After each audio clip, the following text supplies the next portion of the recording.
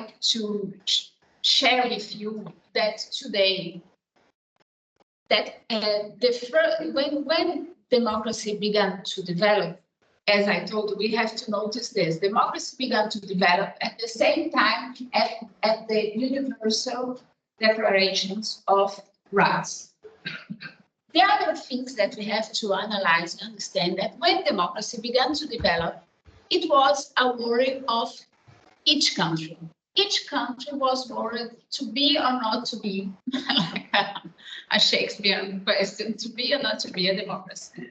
But it was not at that moment an international problem or an international worry to make that all the countries or the most countries should be a democracy. Now we have this worry. We are beginning to think about democracy in international relations more and more, as we are going to see, because one regime, one political regime is interfering in other. So maybe we have a democracy, and this democracy, there was a happy democracy in her own space, a country or that was happy inside his territory, now is facing many challenges because of other political regimes. So now, because of the globalization occurs in many levels, economic, social, and also political. So as nowadays, one political regime can interfere a lot in other political regimes, understand if how democracy can be pointed in international relations is a matter that is very important for the world, and we are going to understand that a lot for European Union. That's why I told you that I was very happy with the name of the winter school. And then I began, again, as I told this, I just talked for a while about how democracy is related with Universal Declaration, in the sense that they began to develop at the same moment. And I would like to show you this idea, this phrase, or this worry of van der Leyen with how democracies can interfere or not interfere in other. And that's only understanding this worry of van der Leyen, we can understand many paths that European Union are taking. If we don't understand this global context, we can't understand what is changing in legislation and how democracy is becoming more and more important in international relations. To continue, I just would like to point that this year, and I will come back to this subject at the end. This year, European Union launched the Defense of Democracy package. And to understand this Defense of Democracy package, we have to travel through history to arrive at this point of this historic moment in that we passed from a moment in which democracy was a matter of each country to become an international matter, an international problem. And we understand also why democracy didn't become an international value as soon as the human rights. Why do we have universal human rights and we take so much time to think about democracy in international relations. First of all, we have to think about the complexity of understanding what is democracy. It's a very difficult reality to understand and to conceptualize. We could say, and we are going to see that indeed many countries, almost every country in the world says, I am a democracy. So this is a very big problem. Now it's changing a little bit. It is important that you understand too that it's changing a little bit because now we are living a crisis of democracy in many levels. And one of the crises is that many countries that used to say, I am a democracy, now are not so proud to say I am a democracy. So the first big problem to think about democracy in international relations is to understand what is a democracy. And I will talk about this with you in a few moments again. After, we have to understand the democratic ways. We have to understand how democracy goes and come back, and how we are today. And most of all, to understand how democracy is important as a matter in international relations, we have to understand the change in our relationships.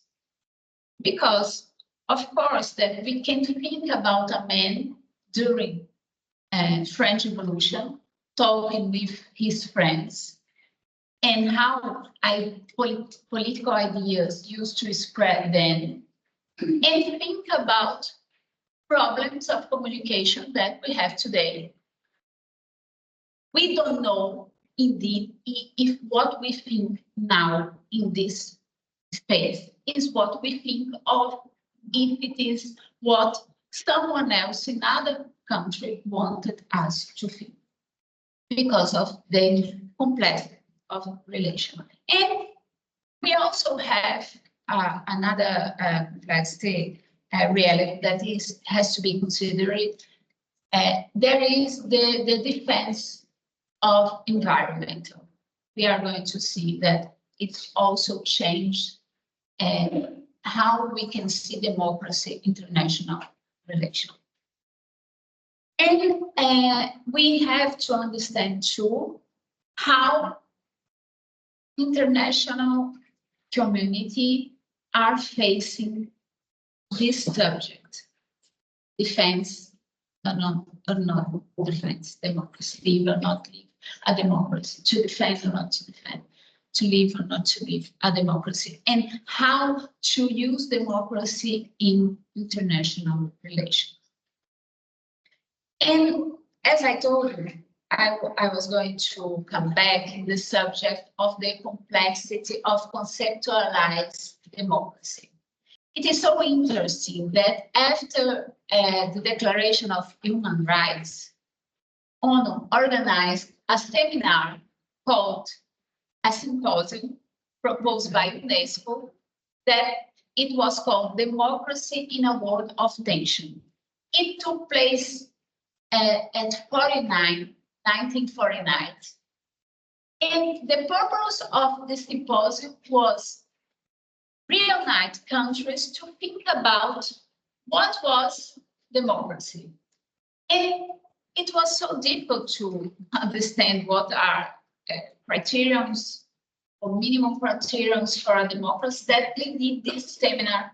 And for the Brazilians here, it is very interesting because Sérgio Buarque de Holanda was in this symposium. Sérgio Buarque de Holanda is one of the most important intellectual of Brazil, and he also is a father of a singer, a very popular singer in Brazil. That's why I'm telling this, because imagine so many important people and intellectuals of the world all united thinking about democracy criteria. So that's the difficulty in deciding or in putting democracy as an international criteria or as a criteria in international relations. And the other complexity point that we have to consider is the self-determination of people and the different paths to realize fundamental rights. There are some societies that think or say or feel that they are not able to live a democracy. So if they are not able to live a democracy, can they be forced to be democracy if democracy is something that has liberty as a very important value? How can we demand that a country be a democracy if democracy is based on liberty? So democracy has to be a political regime that is wanted by the people.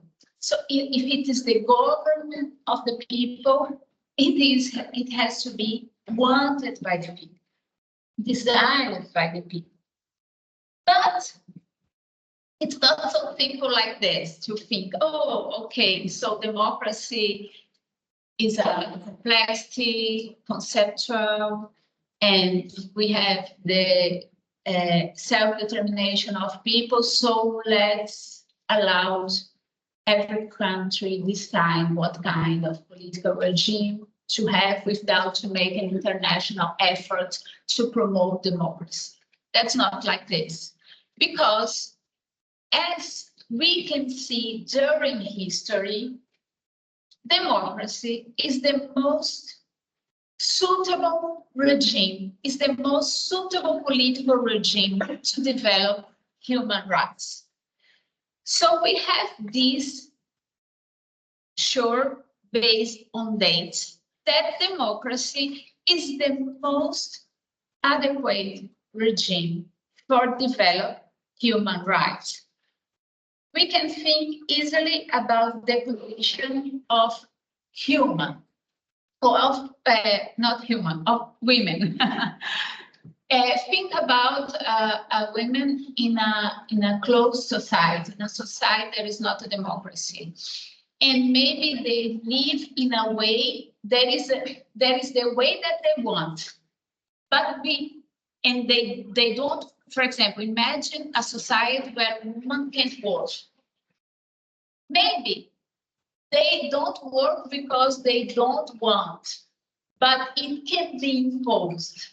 So it's difficult to understand if a woman that lives in a society that is obliged not to work really don't work because she doesn't want or because she is obliged to. That's why democracy is the best regime, because it is the regime that even when it lives with restrictions, the restrictions are desired. So it's a little bit difficult to think about a society, a happy society that is not a democracy. But as I told you, even today, it is a very big debate, because there are countries as Singapore where liberty is not the most important value. And then they live in a security country, a wealth country. They have many rights, but they don't have so much liberty. And then we think, what is better? And that's what makes us think how democracy is indeed the best regime. But as we are going to see, until today, what prevails is the idea that democracy is the best regime to live fundamental rights. And that's why if we have a deal with fundamental rights, we have to have a deal with democracy. Even if we can't impose democracy. We can't impose democracy, but then we have to think how we are going to promote democracy without impose democracy. And that's when we begin to think about democracy in international relations. That it's another moment of the history when we realize that democracy is important for human rights. If democracy is important for human rights, let's find a way to promote and to defend democracy without impose democracy. That's when we begin our reflections about the relation between democracy and international relations. To understand this, we have, as I told you before, and we will talk more often, talk about democracy waves. I think that you know it because the professor who developed the expression democracy wave is very known in the world, is Samuel Huntington. And Samuel Huntington has this book that is called The Third Wave. And when he wrote this book, Third Wave, he to talk about the third, of course, he had to talk about the first and the second wave.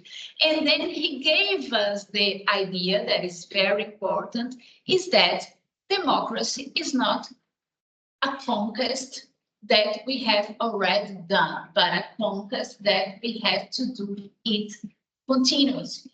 Because if we don't do it continuously, we can have a counter wave. So democracy goes and comes back, goes and come back, goes and come back. If we want to spread democracy, and probably if we want to spread human rights, we have to fight for it. We have to try to spread democracy, and we have to try to spread human rights because it is not already a situation consolidated. And as I told you before, the first wave of democracy is with the French and American revolutions. We don't have to talk a lot about it. And the first counter wave or the first reverse wave of democracy is very important to understand how democracy has to be related with international relations. Because during the first reverse wave, we were testimony, we know, but we were historical testimony because we read, we didn't live, but we read about it, that some local regimes or some local governments can spread their capacity to make the world be anti-democratic. Not only local regimes were anti-democratic, but in few years, local anti-democratic regimes changed the world in a world of fear, in a world of violation of the human rights. So we begin to think here that the democracy of one country is important to the democracy of other countries. So democracy interferes in democracies. And it is not only a local problem, it is an international problem. And it is very interesting. I'll come back here. I like to see, as I was preparing this many days ago, I think that it is very shocking because of some anti-democratic governments we spread all over the world a very huge violation of human rights. And I think that these shocking photos make us feel and understand how democracy can be important for human rights and for humanity and for the global society and for international humanity. And it is very important. I love this history because we are living today a hegemony activity. No, this is a hegemony activity. And I am very, I like to ask to every European if they know who is hegemony. And according to my demands, and almost no one knows who is Jean Monnet. And Jean Monnet, and Jean Monnet is very important because he was the man who idealized the European Union. And he's most known as for the cathedral than for his idea during the First and the Second War. And he was very important because he helped the entrance of United States during the Second War. And it's very funny because I read Jean Monnet memoirs, and I recommend that you read too, because not to learn, but it's because it's funny, it's interesting. I recommend it as an entertainment, not as a boring thing to do, because it's very fun. So you understand, it's funny. I will tell you a gossip now. Roosevelt was not so worried about the war. He was worried, but not so worried because he was not wanting to enter in the war. He was thinking, how am I going to explain Americans that we are going to spend a lot of money with a war that is happening in another continent? And then Roosevelt went in a yacht with his friend to the Caribbean during the Second War.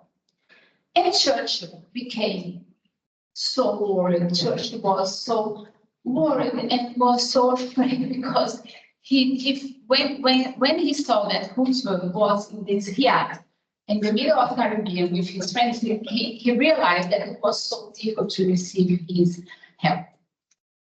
And then before I continue to tell you how Roosevelt decided to help, I have to tell another history that is another gossip. This another gossip is that Jean Monnet was with his friend in a meeting, and Jean Monnet talked with his friends about how important it was the help of the United States. And Jean Monnet told, we have to have the democratic arsenal of United States to help us. So Jean Monnet used this expression, arsenal democratic. And one friend of Jean Monnet told, please, never again use this expression. And then Jean Monnet asked, why? He told, you will see. And then, so we stop with this event and let's back to Roosevelt in his yacht in Caribbean with friends. When Roosevelt was in his yacht in Caribbean with his friend, arrived a boat from Churchill saying, please, we need the help of the United States. And then Roosevelt again asked, how I'm going to explain to Americans that I'm going to help Europe because we don't have interest in a very huge interest yet, but I have to explain Americans. And then a few days after, Roosevelt went to the radio to talk with the Americans.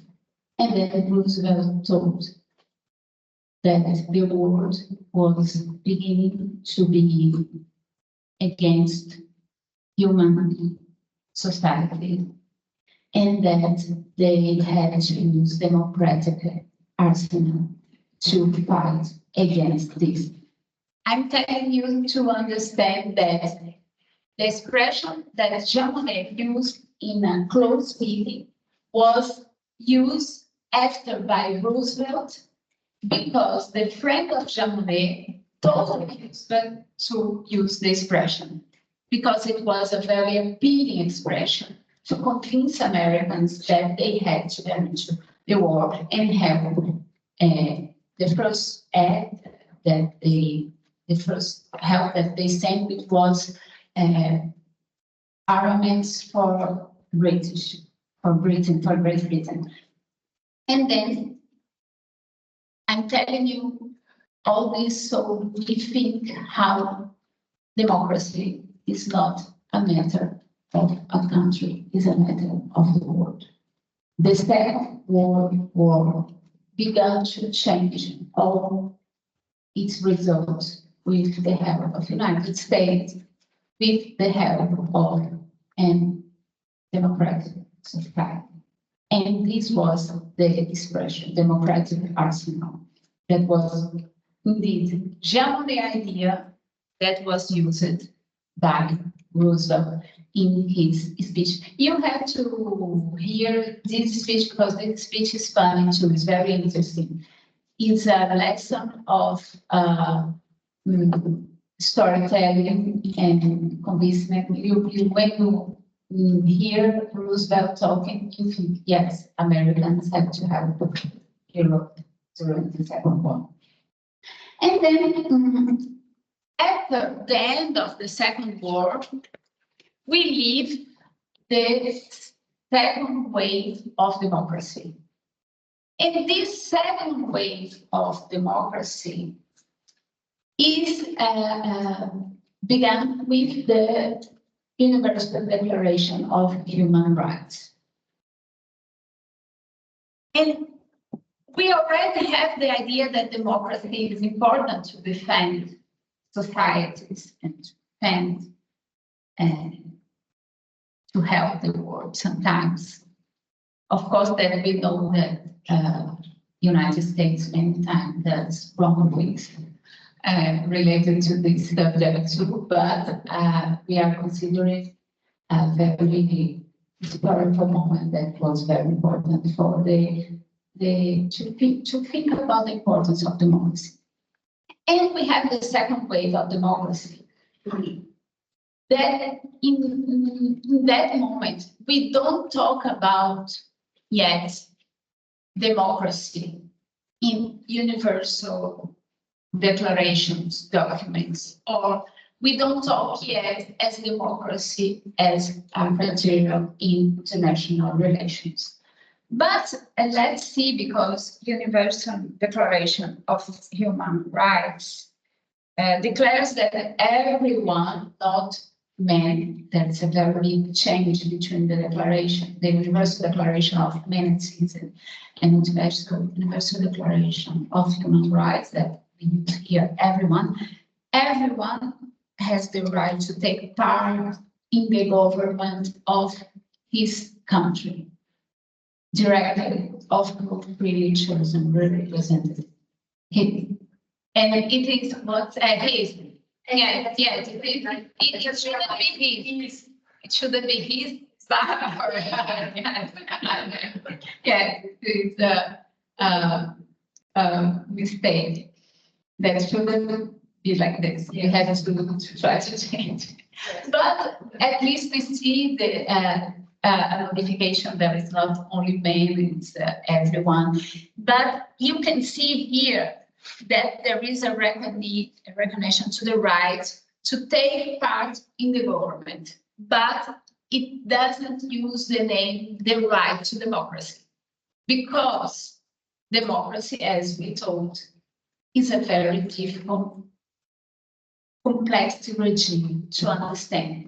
It would be a very huge problem if in the Universal Declaration of Human Rights it was written everyone has the right to democracy, because the world was going to create a very difficult right to be imposed and to be lived, because democracy is a very complex society. But we have to think that here again, and more than in the first wave,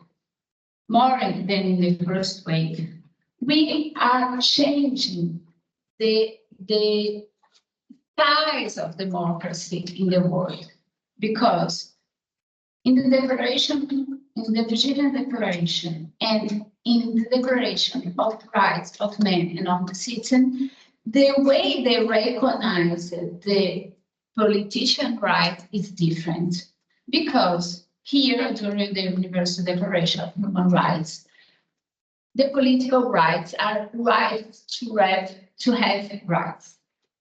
That's what, for example, Anna Arendt told, and they realized this when they saw, for example, that the first right that the Jews lost was the political right.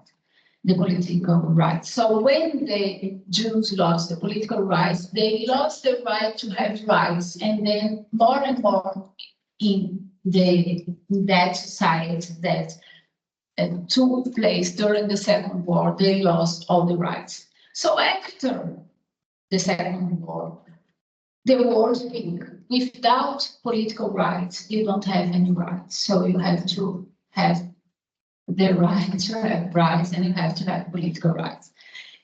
And it's a way to think about the spread of democracy.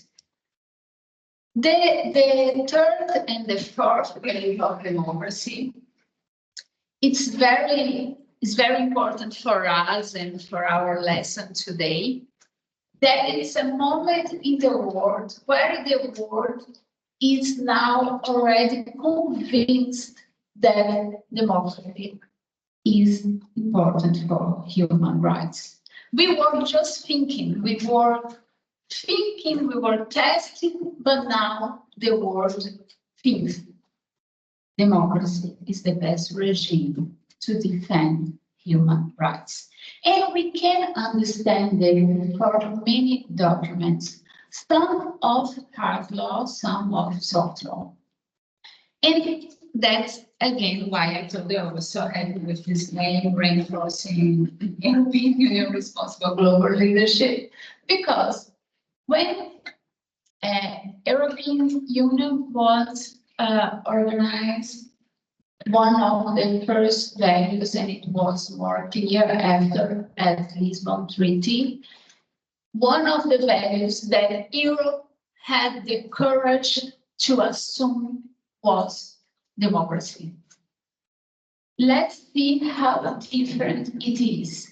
Look at the Universal Declaration of Human Rights. Here, they talk about the right to participate of the government, but they don't use the word democracy. But the Treaty on the European Union is a very important document in international relations that use the word democracy. So we can see the word democracy in many norms. We can see it at the preamble, and we can see it in many articles. So at the preamble, there is desire, the enhance further the democratic and the efficient function of the institutions. And then after, the objects of the common foreign and security policy shall be to develop and consolidate democracy. So all the countries that are united in the European Union have to have this value in common. What value? Consolidate democracy. And it's a very important moment for the humanity. It's a very huge, important value. It's a moment in which a very important global regional society recognizes that democracy can be a common value, can be a juridical common value with juridical enforcement. And then we will now continue talking about the third and the fourth democratic waves. So we can understand that we are living in a moment where the world is more and more recognizing the importance of democracy. But let's realize something. At the same moment, world recognize democracy as an important value. In many documents that we are going to read together, democracy is in crisis. And the more democracy is in crisis, the more we have to defend it. and the more we have to be together in international relations to defend democracy. And then, I think that you already know this, but as I told you, many things that I have to say and repeat, because we have to develop a logical idea with initial and bigger ideas. So you have to know that the Treaty of Lisbon was very important to spread democracy inside Europe, in the sense that it aimed to make European Union more democratic. I think that this goal was not achieved yet. We have to do a lot of things to arrive at the moment that we can say that European Union is really democratic in all sense, but it was very important.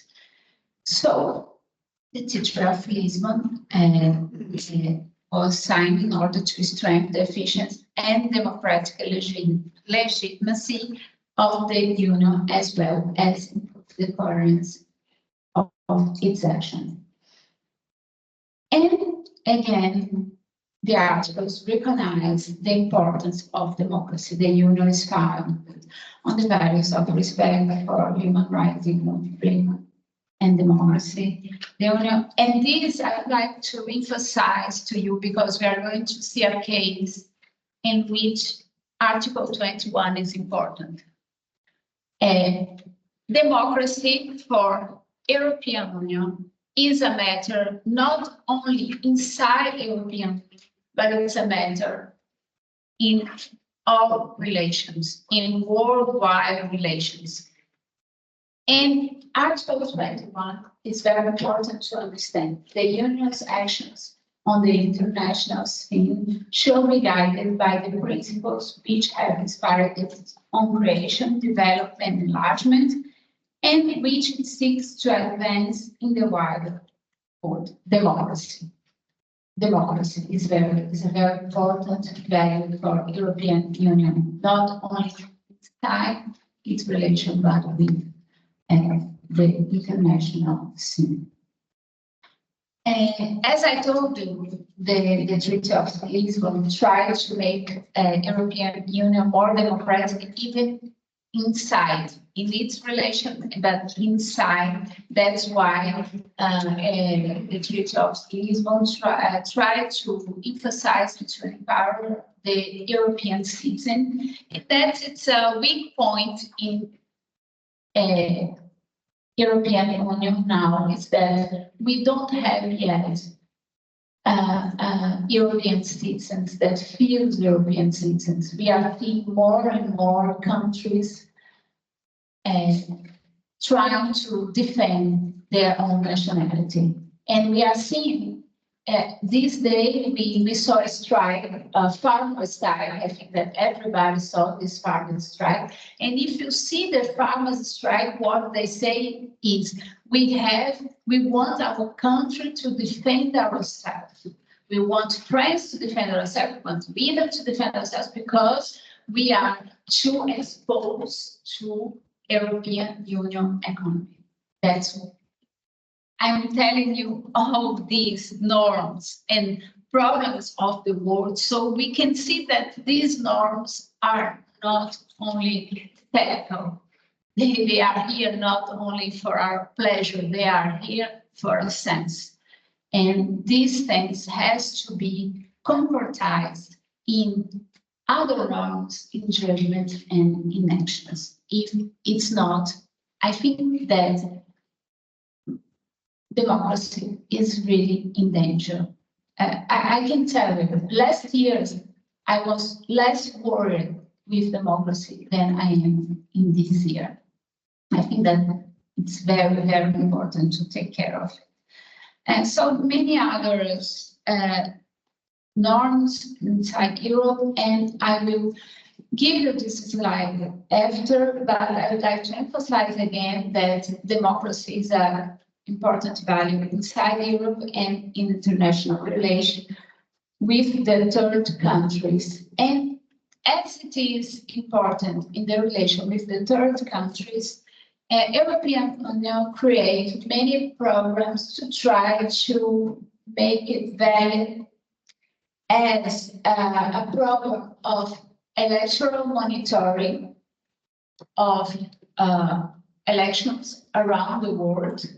That's why, for example, in Brazil, we almost received the European Union observers because the democracy in Brazil is important, mostly because we have one of the huge forests of the world, and what happens there, of course, that will affect the world. And if it's a democracy or not a democracy, it's important to the whole world. And also, European Union developed a program to support global democracy. And we have to have democracy, consider European Union, inside the countries, with third countries, and in European institutions, as European Parliament, Commission, and Council. Isn't the term global democracy a little bit far-fetched? Because democracy is existing in certain parts of the world, not everywhere. So speaking about global democracy may be even a bit arbitrary. Yes, maybe it's a bit arbitrary. The name of the program is this, okay? The name of the program is this, but we have to understand your question in a way that democracy is not going to be imposed, but educated. And that's what the support global democracy wants to do. It's because, let's think, democracy, the world, at least now, agreed that democracy is the best regime to live or to spread the fundamental rights. And other thing, democracy can't be imposed. How we are going to spread democracy? That's it. So one thing that Europe does is to Europe demands that all European countries are democratic, and Europe demands that to have some contracts with Europe, the country that has this contract with Europe has to be also a democracy, or should be, or at least we are going to see in a few seconds. And other way is try to help democratization process, not to impose, but try to help. The world nowadays see that democracy can be imposed. And we have an example, Afghanistan. For some months there, they lived a society that was not so close, but when United States went away, it was possible to see that it was not natural, because it didn't came from an education. It came from an imposition. So it can be imposed. This program to support global democracy, and we are going to see that not only European Union is developed this, but the United Nations began to develop programs like this too.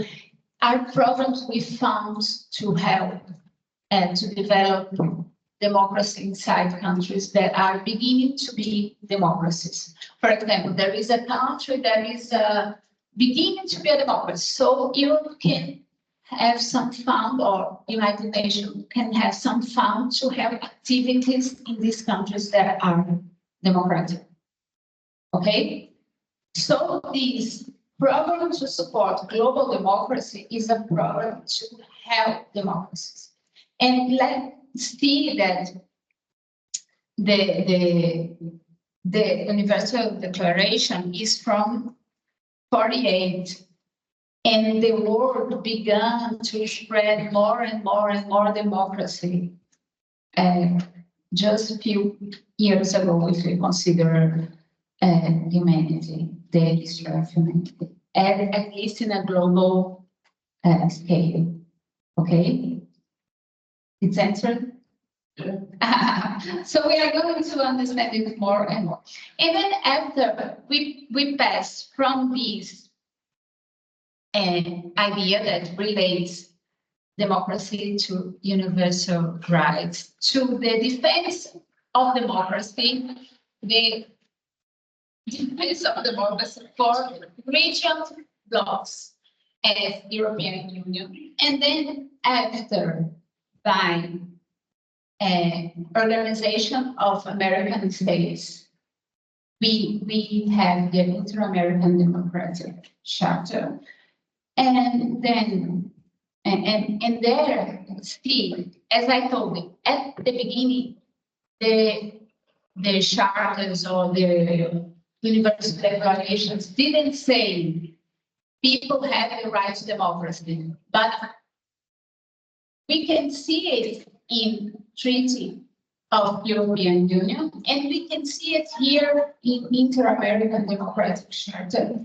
The people of America have a right to democracy. So it is the recognition that they have a right to democracy. And of course, that when they recognize the right to democracy, they try to promote democracy. And we have many actions, and we have the African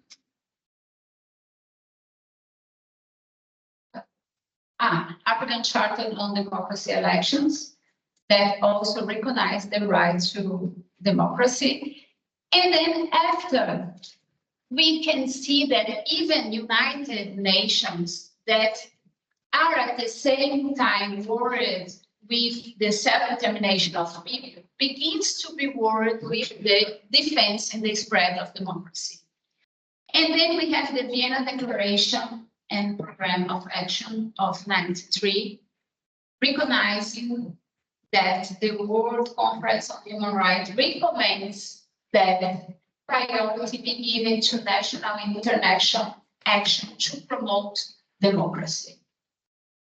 So we can see here the work in international scenario to promote and develop democracy. After we have the United Nations Millennium Declaration of 2000, that again shows the worry of United Nations with the defense of democracy.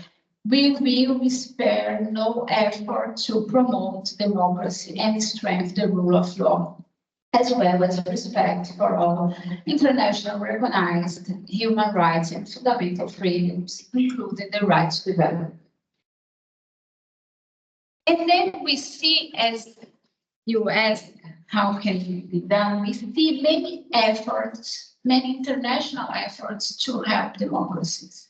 As the United Nations Democracy Fund, as the Day of Democracy, we don't have a day of an authoritarian regime. We don't celebrate this, we celebrate democracy. And the resolution to establish a forum on human rights, democracy, and the rule of law. And then the 2030 agenda of sustainable development. If we see this agenda and we see the goals and the aims, we are going to see that they are all related to democracy. It's difficult, it's very interesting because maybe one country is not a democracy, but is that country worried with this agenda.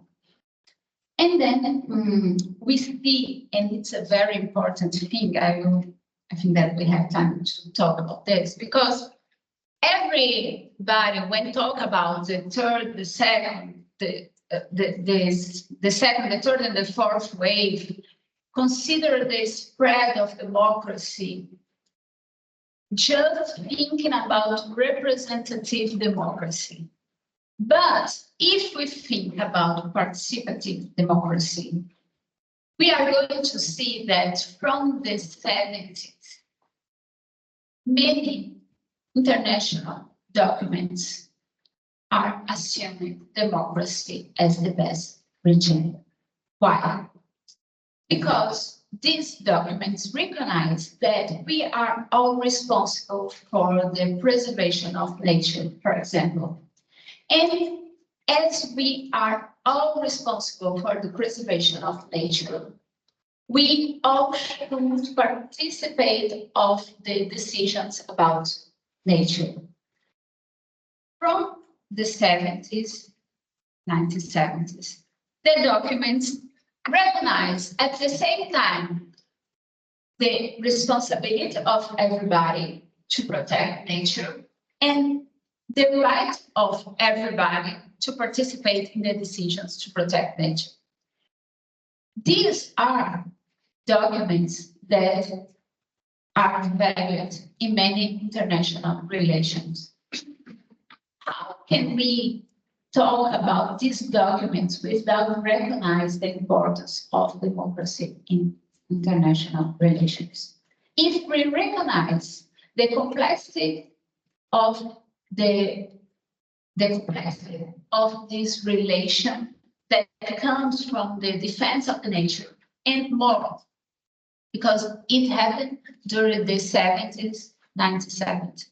But now, after 2000, during the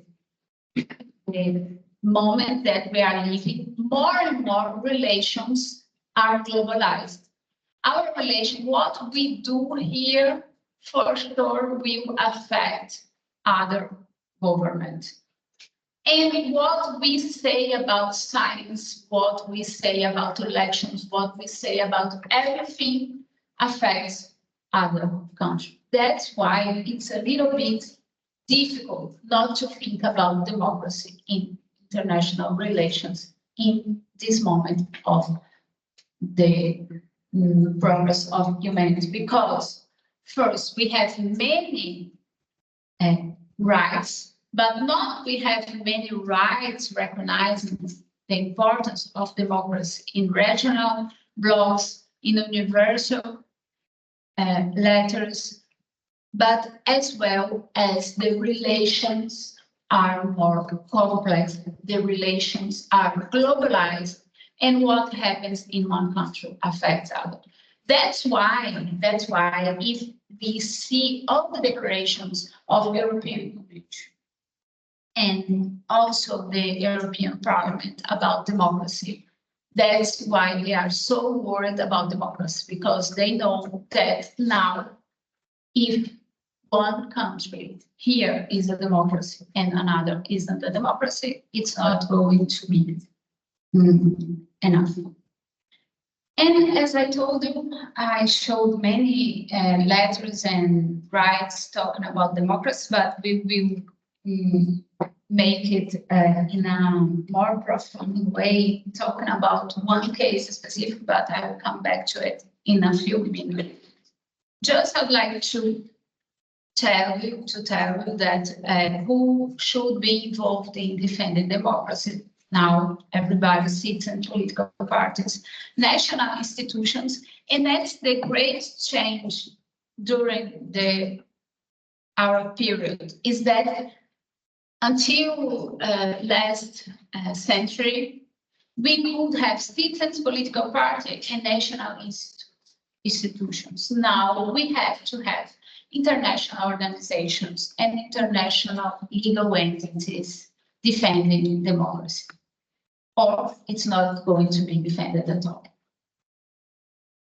And as I told you, the 2030 Agenda for Sustainable Development has many rules talking about democracy. For example, the goal 10 to reduce inequality within and among countries. That is about the substantial concept and definition of democracy. And the goal 16, that is to promote just, peaceful, and inclusive society. Promote the rule of law at the national and international levels. It is important to see to promote rule of law at national and international level. Ensure responsive, inclusive, participatory, and representative decision making at all levels. And now we pass for another problematic of democratic regimes that I already told you that it's about the complexity of democracy. What is a democracy? Because every country wants to be a democracy, and as I told you, every country wants to be a democracy. And for example, China and Russia defends themselves as a democracy. And it's a very huge problem, even to Europe. We are going to see it in a moment when we think about Copenhagen criteria, and about also when we think about the criteria in defending democracy with third countries. So we have to think the word. I think that's very interesting because we have, I will not talk with you about this now, maybe come back, but I'll talk with you about the Copenhagen criteria and the enlargement of the European Union. Because as we told, democracy is a clear value of the European Union. As it is a clear value of the European Union told in a very clear way, or let it be cleared at the Copenhagen criteria, that also the presence of stable institutions to guarantee democracy is a criteria to guarantee European Union, to the enlargement of the European Union, and also to be inside the European Union and to have relations of all kinds inside the European Union. It's very important to understand the world we are living now. Why? Because we saw most two countries that are facing problems with democracy, that is Hungary and Poland. And we already have two interesting cases that were judged by the court. The one case was this case, Hungary versus European Parliament and Council, in which Hungarians discussed the protection of the union budget in the case of breaks of the principle of the rule of law in the member states. And they discussed in this case, if a country that doesn't respect democracy has the right to the union budget. And the court says, if democracy is important for European Union, democracy can be a criterion to protect the union budget. So this case is a very interesting case to understand how democracy can be used as an incentive to make other countries to maintain democracy after they are inside the European Union. Another case that is very interesting and that is related to the Copenhagen criteria and the values of European Union is the case European Commission versus Republic of Poland, that this case is very famous, in which they discuss the independence of judges and how it can be related to democracy. Why I'm bringing this to you? Because it at the same time shows the importance of democracy for European Union and the world, but at the same time shows that we have to be more clear about what democracy is. For example, independence of judges is related not only to democracy, but with the rule of law. And when we read the judgment, we see that it has to be more clear, the concept of democracy. But as I told you, it has to be more clear, but it's clear that democracy is important. So if you don't respect democracy, if they arrive to the conclusion that you don't respect democracy, you are going to suffer a kind of, you have to have less rights. It depends on what kind of relation, and then it's going to change. But it changes your rights to stay inside of Europe and leave it as all the other countries. So I would like to emphasize with you also the support for democracy in external relations. That's now we are going to talk about another case that it's a very interesting case, that it's a case that involves Venezuela. So, as I told you, Europe is not worried with democracy inside Europe, it's worried with democracy in the world. That's why we have that rule about external political in Europe. That is the Article 21 of the treaty. And many other actions have been done as, for example, a strategic framework on human rights and democracy and action plan for its implementation. Since the Arab uprisings update the European neighbor policy, it's very interesting to see the European neighbor policy, because this European neighbor policy is a plan in which Europe adds more or less African countries, considering if they develop or don't develop democracy. And another measure is the European Union commitment to the empowered and resilient civil society, which is the key to supporting good governance, and the possibility to suspend trade or cooperation if a country commits serious violation of human rights and democratic principles. So it is very interesting. And the election observation as a key tool available to the European Union. So we can see that we have not only rules, but we have actions and plans to protect democracy around the world, not only inside European. And there is this very interesting case that I'd like to share with you also.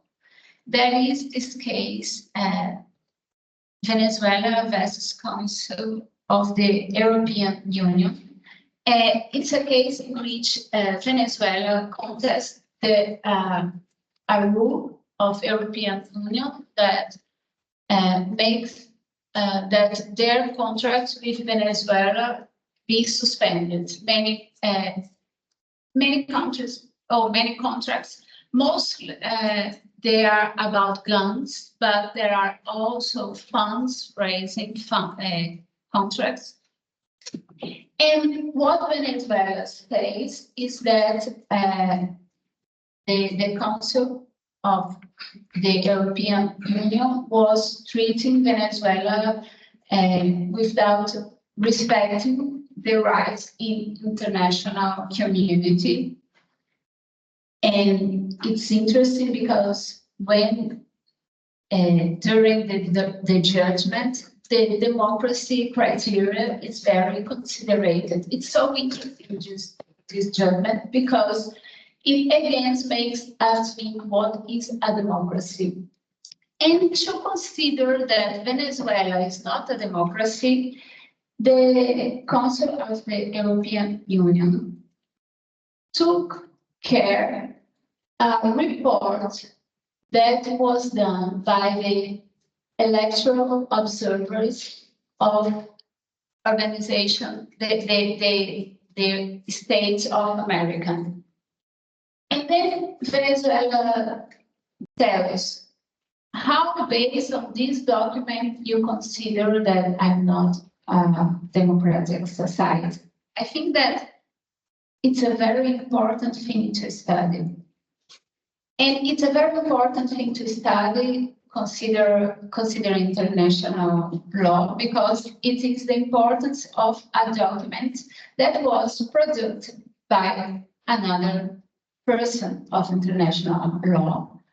And we have to discuss if this document is really valid or not, and how long it's valid to assure that Venezuela is not a democratic society.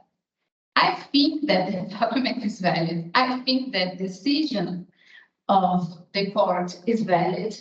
But I tell you this just to point that it is an important case to study the concept of democracy, who can say who is or who is not a democracy, because it's a thing that has to be more clear in the international relations. So I'll just read the end of the judgment. The Council's power to adopt restrictive measures falls within the sphere of independent measures of the Union adopted on the context of the CFSP in accordance with the objectives and values of the Union as set out in the Article 3 and Article 21, as I told you before. This is going to be important for us, namely, inter alia, the objective to promoting in the wider world democracy. And we have, I think that this case made me want to study more about the criteria of democracy and how it can be decided in the international relations, what is and what is not a democratic society. Because it's very important. It's interesting because if we see the Copenhagen criteria, I didn't put it on here. It says the presence of a stable institution guarantee democracy, but it doesn't say more. So we have to have maybe some other rules to make it clear how is a democracy, what is a democracy, what are the international criteria to consider a society a democracy, mostly because, and I'm willing to finish, because I know that even my time is finished, we are passing. So I'd like to watch with you all the history. I will end with it, with this panorama of the history, but now we are going to another phase. And it's a phase that we are passing through, you are passing from the moment of acclaiming democracy as a principle to a moment of defending democracy in international scenario. So we passed from this moment where we had human rights, but we didn't talk about democracy. After we passed for a moment in which we talk about democracy, after we passed for a moment in which democracy is considered in many universal declarations, in charters, and as a criteria in international relation. And now we are in the moment of defending democracy in international relations. As maybe this of Venezuela is an example, but we are going to see more and more examples, I think, as time goes by, because now we are at this year. I just to let you know, these are rules that talk about democracy and related to democracy and the defense of the environment. That I told you, it's a complex relation that demands for its nature international currents. But I'd like to finish just to show you the plan, because this is so let's see. Europe has a democracy as a value. This value was not only a value because Europe did action plan for European democracy. So we have a plan for European democracy that is being lived from 2000 to 2023. And now we are going to live another moment. That is the defense of democracy here.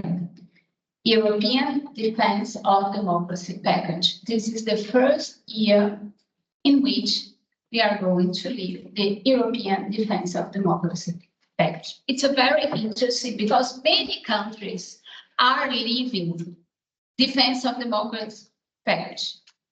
For example, in Brazil, we are living a Defense Democracy package, but we are living it alone.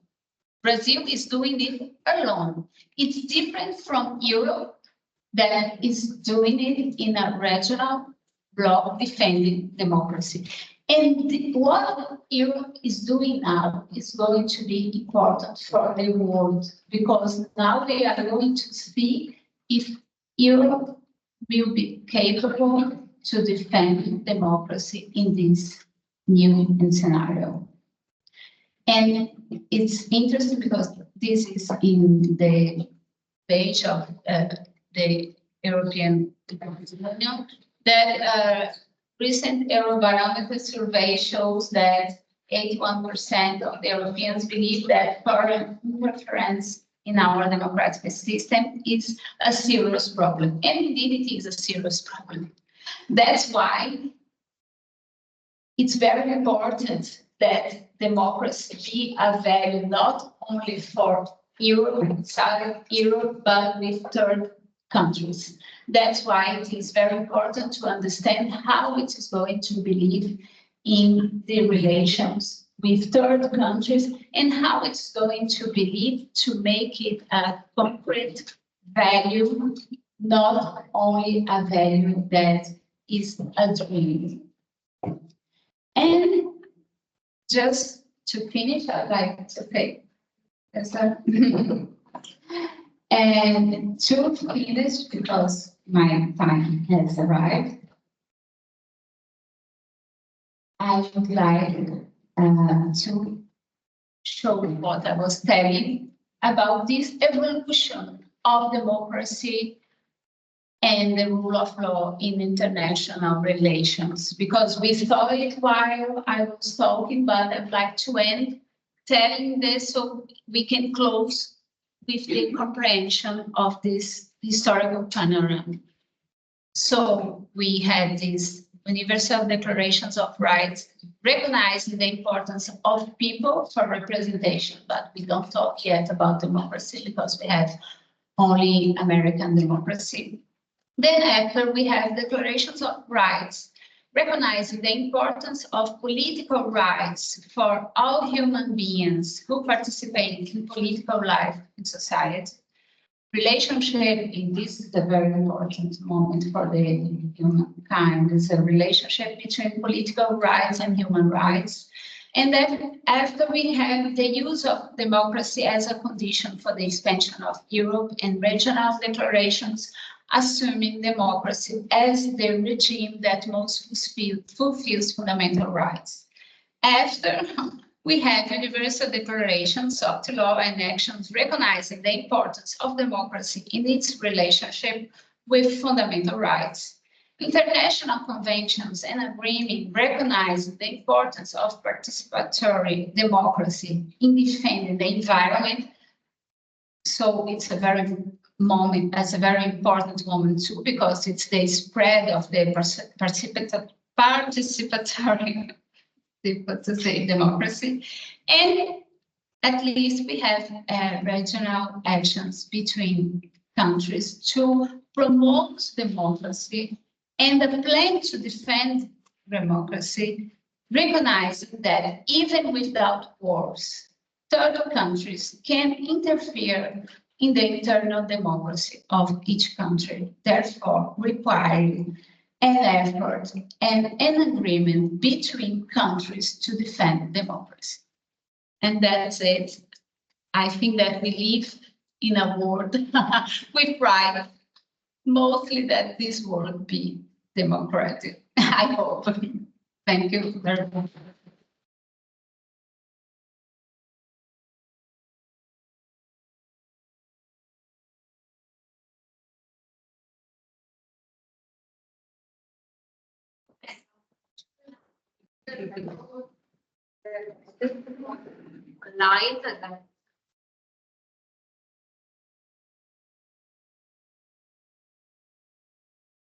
Fine.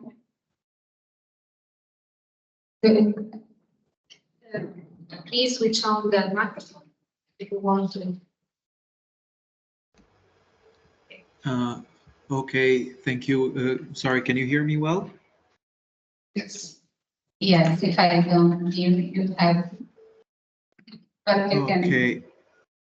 Can you hear me well? Because if you don't, I can write my question down instead. We cannot, What? we cannot hear you. He's just checking if we can hear. Yes, we can hear. I think we can hear. Yes. Yes. So should I write it down? Yes. Okay.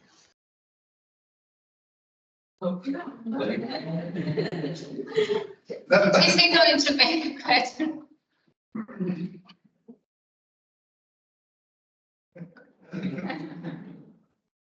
Maybe he's writing, no? I think that he's writing. Okay, he's writing, yes. Wouldn't you like to talk? Yes.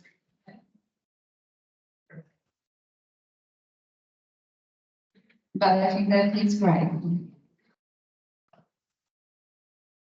Where are you going to hear? It's happening.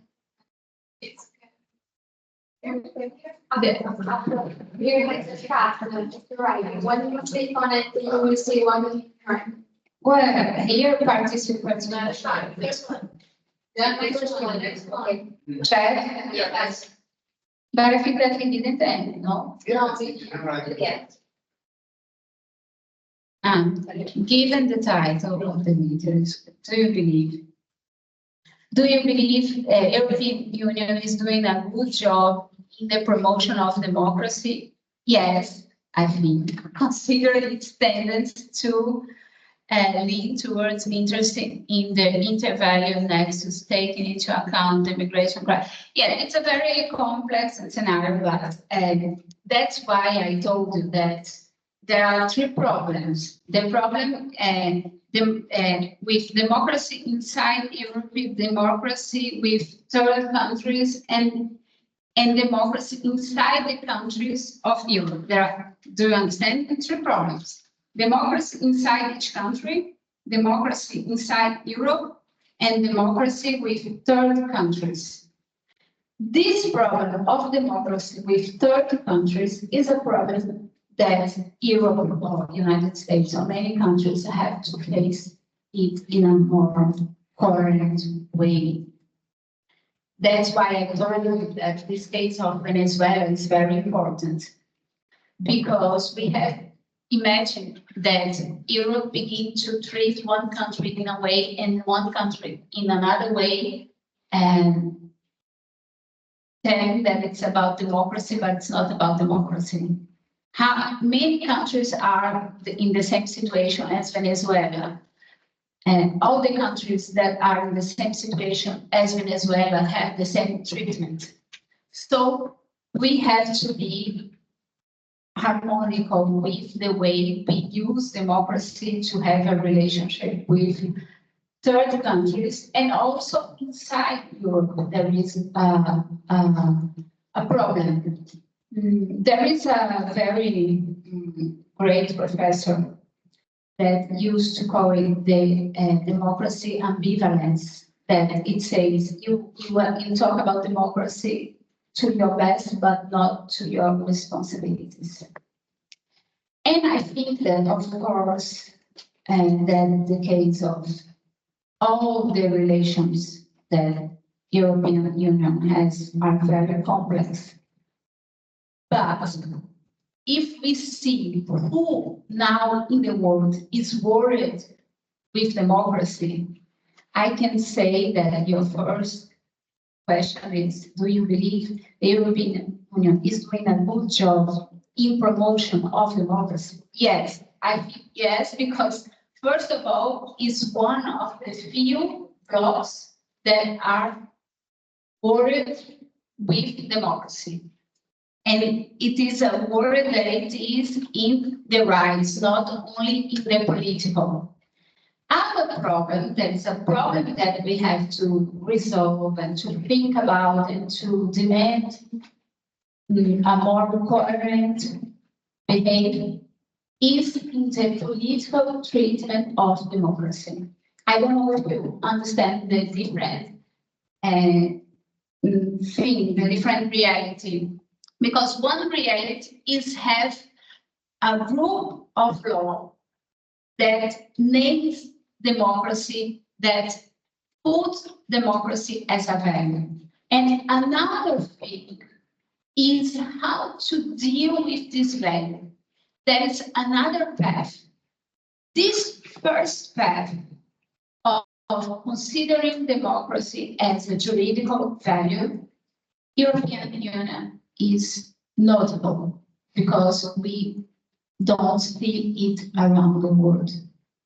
And we are going to begin to discuss it. That's why I told you that this year is so important.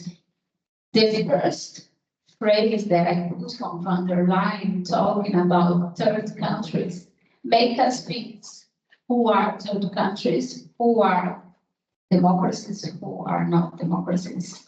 And in this point, I think that European Union has to make a better path. And another is Palestinians increased European labor policy standards for authoritarian before Hamas as well.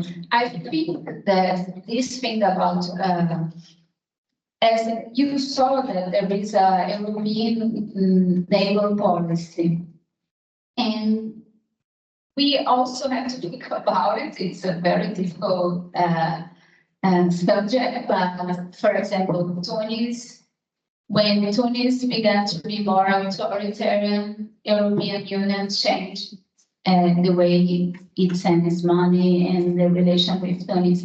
And it's difficult because it's something that happens sometimes very fast. And the other one is the European Union is support Donald Tusk as the chief of the central bank, the media, the prosecutors. Although this rearrangement is necessary, present, it is right and constitutional. And no, and then we have to discuss what is a democracy, and then we have to discuss what are the three criteria to European Union to decide. That's what I told you, that's why it's so important that judgment involving Venezuela. And that is a new path that we have to face. I think that we still have to face it, but I think that we maybe will face it in a better way. Okay? Do you want to talk more? I think that we have time.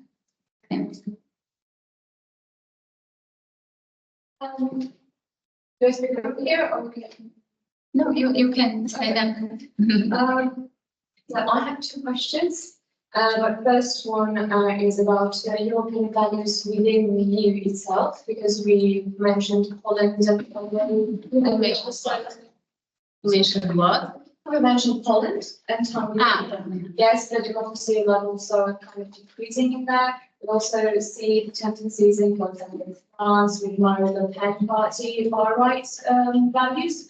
And we also see in Rome, in streets of Rome, nationalist parties, nationalists marching through the streets. So I really want to know what are the some kind of leverages that EU has to control anti-democratic tendencies within itself. The budget cap and restriction was the one solution, but what about other political ones? Perhaps And one, you told me you had two questions. Yeah, Okay, I think that one way is with education. And that's why it's so important the plan to defend democracy. In the plan to defend democracy and the democratic plan, because there are two plans, one from 20 to 23 and another one that's beginning this year. And they talk about fund to education about citizenship and the importance of democracy and human rights.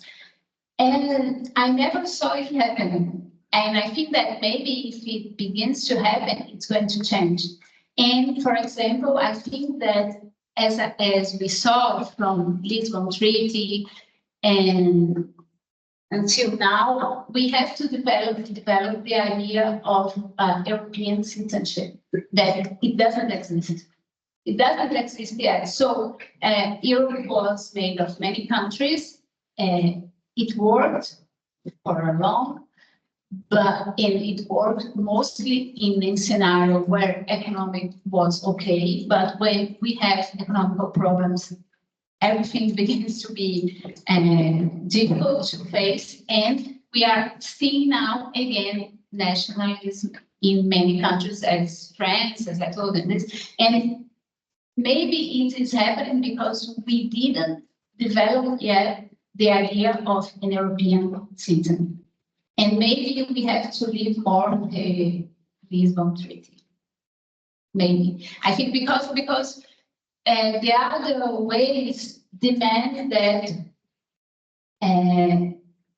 it has European being called, it can make an action that is not with education, forcing someone to be different. And I think that maybe education is the only way. And but if you see in this package, after when we finish, or when you can see in the slides, there is one budget just for educating for this European citizenship. My second question is about Venezuela.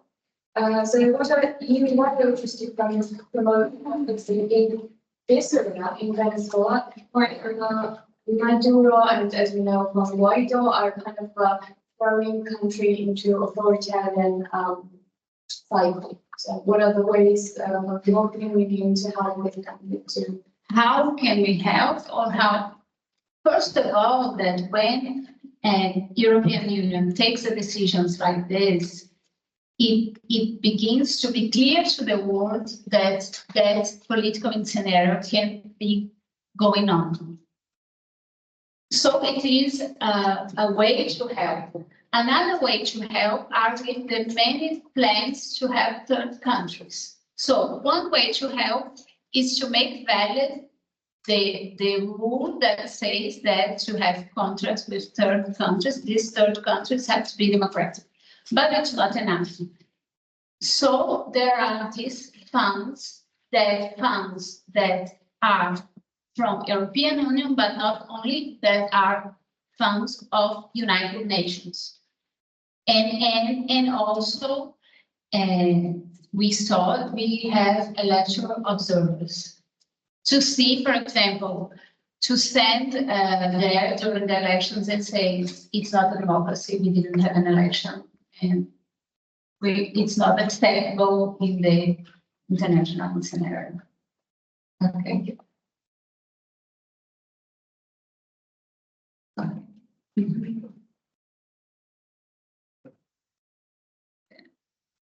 Anyone?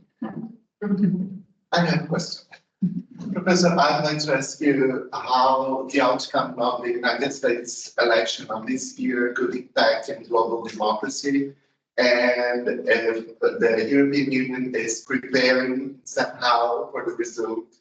I think that the European Union is preparing, considering this defense of democracy package. It's preparing not necessarily considering United States, but considering what can happen there. For example, they are going, there is going to be sharing of a list of third countries, and these third countries are going to tell Europe about transparency and all data.